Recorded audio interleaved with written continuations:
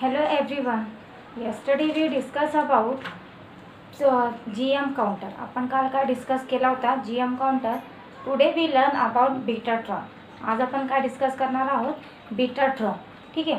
तर बीटाट्रॉन जे आहे हा एक काय आहे डिवाइस आहे आणि या डिवाइसमध्ये आपण काय करतोय हे जे डिवाइस आहे जे इन्स्ट्रुमेंट आहे इथे आपण काय करतोय चार्ज पार्टिकल एक्सेलरेट करतोय म्हणजे इलेक्ट्रॉन है ना. बघा जसं आपण सायक्लोट्रॉन बघितलं होतं तर सायक्लोट्रॉन सुद्धा ही काय होती चार्ज एक्सेलरेट पार्टिकल ची एक डिवाइस होती ना. याच्यामध्ये सुद्धा आपण काय करत होतो सायक्लोट्रॉनमध्ये हाय चार्ज पार्टिकल एक्सेलरेट करत होतो. पण सायक्लोट्रॉनमध्ये आपण काय इंजेक्ट करत होतो प्रोटॉन्स न्यूट्रॉन्स है ना. हे आपण काय करत होतो हे आपण या पार्टिकल्सला आपण काय करत होतो एक्सेलरेट करत होतो है ना. पण इलेक्ट्रॉनला आपण एक्सेलरेट करत होतो का सायक्लोट्रॉनमध्ये नाही. कारण की इलेक्ट्रॉनची जी मास असते ती फार कमी असते. लाईटची वेलोसिटीपेक्षा सुद्धा काय असते ती कमी असते. त्याच्यामुळंच जर इलेक्ट्रॉनला आपण हाय पार्टिकलमध्ये जर एक्सेलरेट करणार हाय कायनेटिक एनर्जीमध्ये जर त्याला एक्सेलरेट करणार तर ती काय होईल त्याचा मास जी आहे ती काय होऊन जाईल इन्क्रीज होऊन जाईल है ना. त्याच्यामुळे आपण सायक्लोट्रॉनमध्ये इलेक्ट्रॉन हा चार्ज एक्सेलरेट करत नव्हतो. यासाठीच इलेक्ट्रॉनसाठीच बीटाट्रॉन हा जे इन्स्ट्रुमेंट आहे याचा आपण इंट्रोड्यूस केला यांनी 1940 क्वर्ट्झनी. ठीक आहे. तर बघा बीटाट्रॉनमध्ये आपण काय करतोय इलेक्ट्रॉन चार्ज करतोय चार्ज एक्सेलरेट करतोय.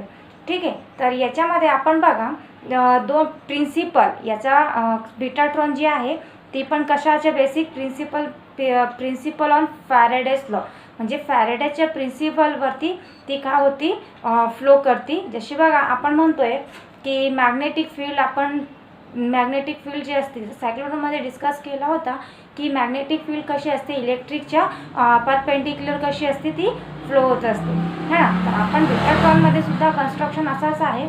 आपण याचं कन्स्ट्रक्शन डिस्कस करून घेऊ. तर let's see a diagram.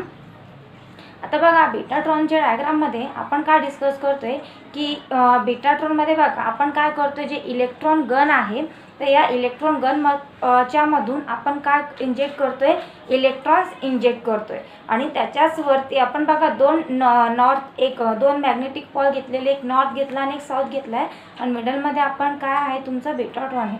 Okay. तर बघा त्या इलेक्ट्रॉन गनच्या आतमधून आपण काय करतोय इलेक्ट्रॉन इंजेक्ट करतोय आणि नॉर्थ आणि साऊथ पॉल आपण घेतलेला आहोत. तर नॉर्थ पॉल आणि साऊथ पॉलमध्ये बघा ज्यावेळेस तुमचा आता इलेक्ट्रॉन तिथे इलेक्ट्रिक फील्ड क्रिएट होतोय ना म्हणजे ज्यावेळेस तुमची आपण काय करतो इलेक्ट्रॉन इंजेक्ट करतोय तर तुमची काय होईल इलेक्ट्रिक फील्ड आपण क्रिएट करतो पर्टिक्युलर त्याला सर्क्युलरमध्ये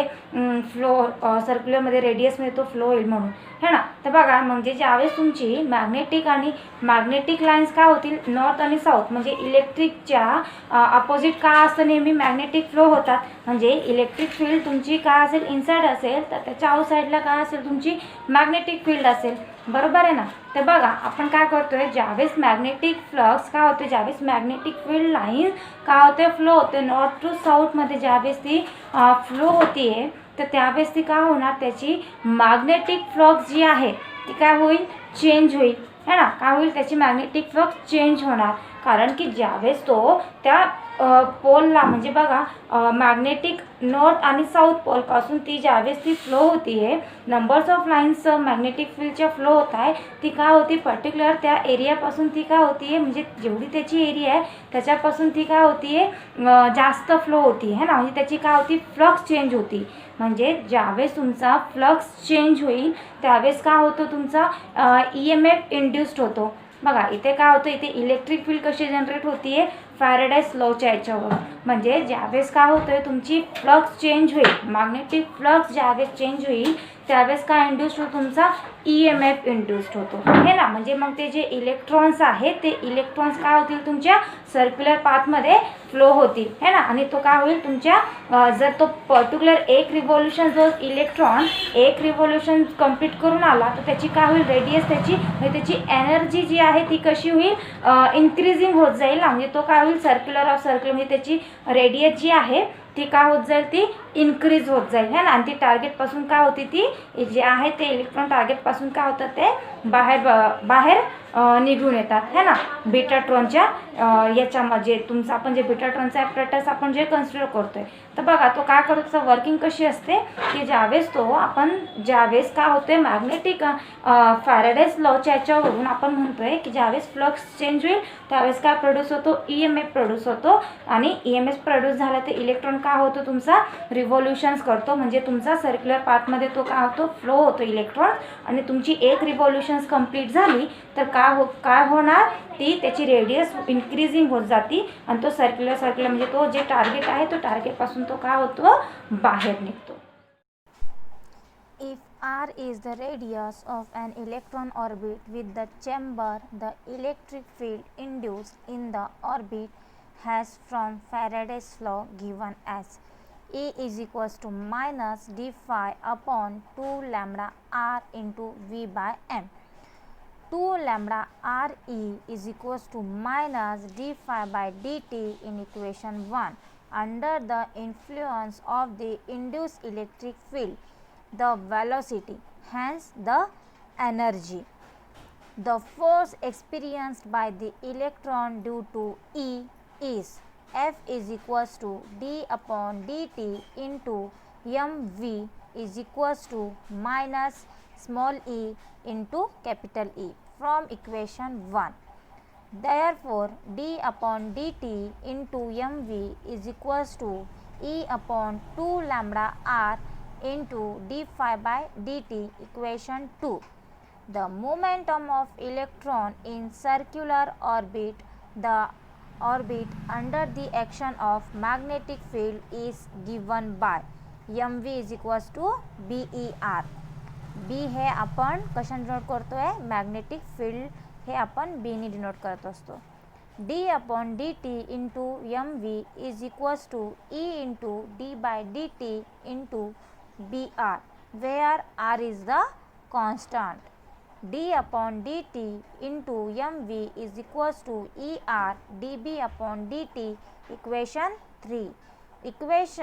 Equating equation 2 and 3, we get d phi by dt is equals to 2 lambda r square into dB upon dt equation 4.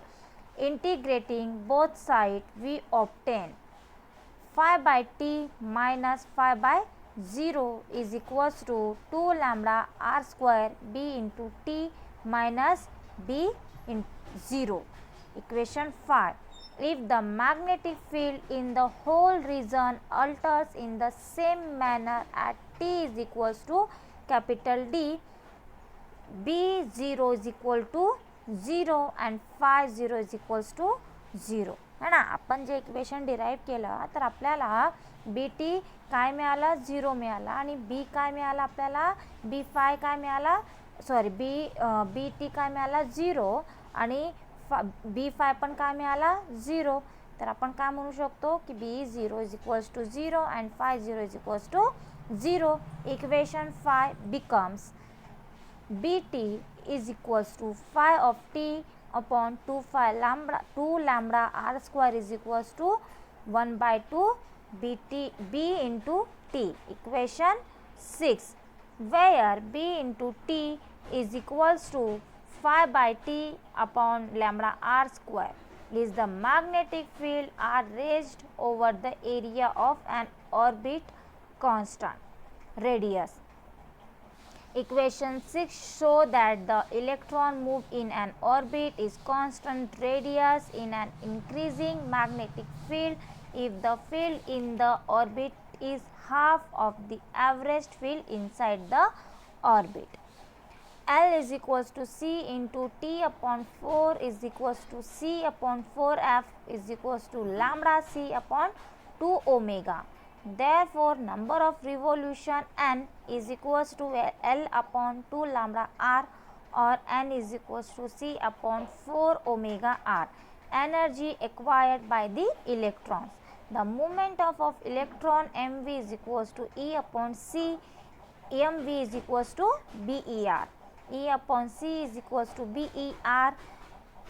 Therefore, E upon C is equals to BER, E is equals to BERC है ना. आपण काय केलं आहे, E/C is equals to BERA.